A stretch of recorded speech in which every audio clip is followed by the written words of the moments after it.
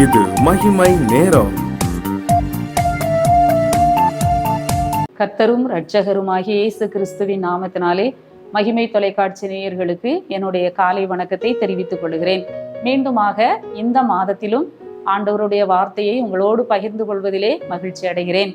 இந்த நாளிலும் நாம் தியானிக்கும்படியாக தெரிந்து கொண்ட வேத வசனம் ரோமர் 8ஆம் அதிகாரம் 28ஆம் வசனம். அவருடைய தீர்மானத்தின்படி அழைக்கப்பட்டவர்களாய் தேவனிடத்தில் அன்பு கூறுகிறவர்களுக்கு சகலமும் நன்மைக்கு ஏதுவாக நடக்கிறது என்று அறிந்திருக்கிறோம். தேவனிடத்தில் அன்பு கூறுகிறவர்களுக்கு சகலமும் நன்மைக்கு ஏதுவாக நடக்கிறது என்று அறிந்திருக்கிறோம். நாம் நன்கு அறிந்த வேத வசனம். ஆண்டவருடைய வார்த்தை சொல்கிறது, ஆண்டவருடைய பிள்ளைகளுக்கு, ஆண்டவரால் அழைக்கப்பட்டவர்களுக்கு, ஆண்டவரால் தெரிந்து கொள்ளப்பட்டவர்களுக்கு, தேவனிடத்தில் அன்பு கூறுகிறவர்களுக்கு அவர்கள் வாழ்க்கையிலே நடக்கிற எல்லாமே நன்மைக்கு ஏதுவாக நடக்கிறது என்று சொல்லி வசனம் சொல்கிறதை நாம பார்க்கிறோம். நாம கூட வேதத்திலே பார்க்கிறோம். யோசேப்பின் வாழ்க்கையை பார்க்கிற பொழுது யோசேப்பின் வாழ்க்கையிலே பல தீமைகளை அவர் அனுபவித்தார். தன்னுடைய சொந்த சகோதரர்களால் அவர் தீமையை அனுபவித்தார். எகிப்திற்கு கொண்டு வரப்பட்ட, அடிமையாய் கொண்டு வரப்பட்ட சூழ்நிலையிலும் அந்த போத்திபாரின் வீட்டிலே திரும்பவும் அவர் செய்யாத குற்றத்திற்காக சிறைச்சாலைக்கு செல்கிறதை நாம பார்க்கிறோம். தொடர்ந்து அவருடைய வாழ்க்கையிலே தீமை நேரிடுகிறதை பார்க்கிறோம். ஆனால் எல்லாவற்றின் மத்தியிலும் கர்த்தர் யோசேப்போடு இருந்தார் என்று சொல்லி வசனம் சொல்லுகிறது. ஆம், ஒரு காலம், ஒரு நாள் வருகிற பொழுது அந்த யோசேப்பு, அந்த தீமையை ஆண்டவர் யோசேப்புக்கு நன்மையாக அதை மாற்றுகிறதை நாம பார்க்கிறோம்.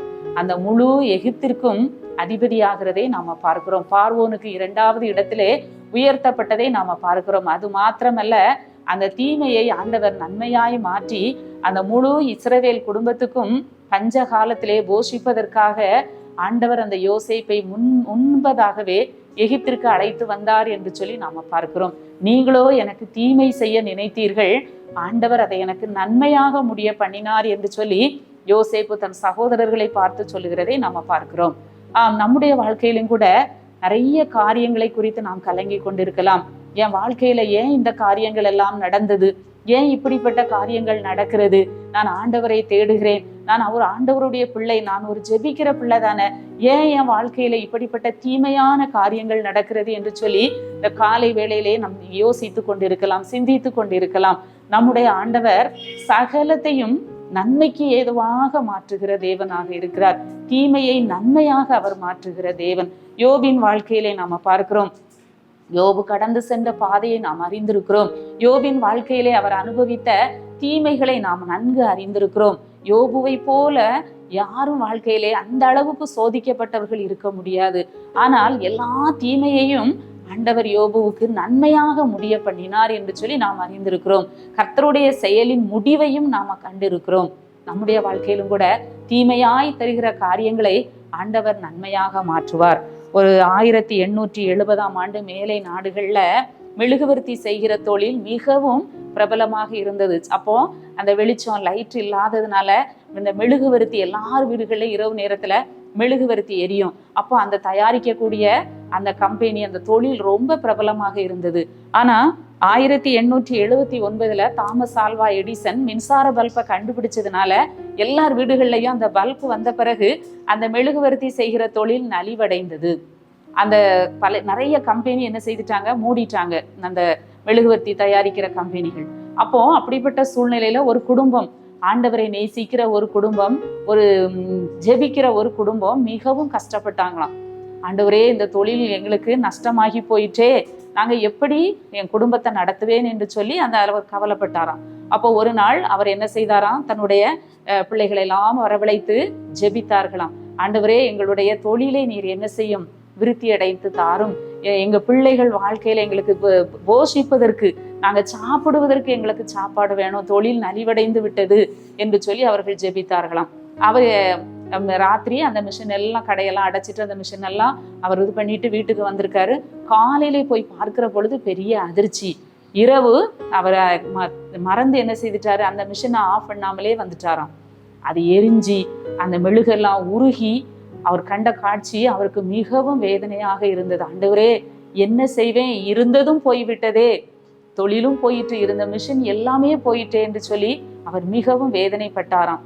அவர் அந்த இதெல்லாம் தொடச்சி எடுத்து அந்த மிஷின் எல்லாம் கழுவி எடுத்து பார்த்த பொழுது அங்கே நுரை பொங்கி போய் இருந்ததை பார்த்தாராம். அந்த அழுக்கெல்லாம் போய் அந்த நுரையெல்லாம் இருந்ததாம். இதை பார்த்தோடனே அவருக்கு ஒரு யோசனை தோன்றியது.